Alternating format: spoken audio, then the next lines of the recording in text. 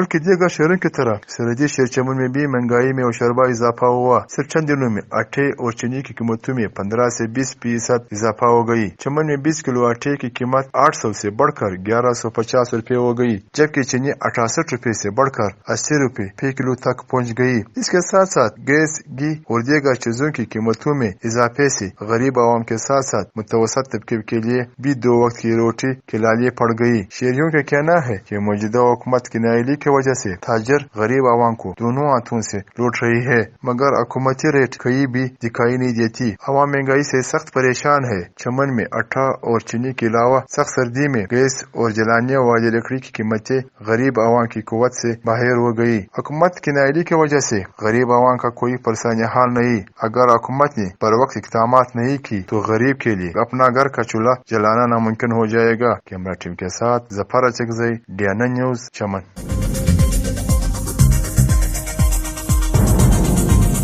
News سے اپ date رہنے کے لیے ہمارے چینل کو سبسکرائب کریں اور بیل آئیکن پر کلک کریں۔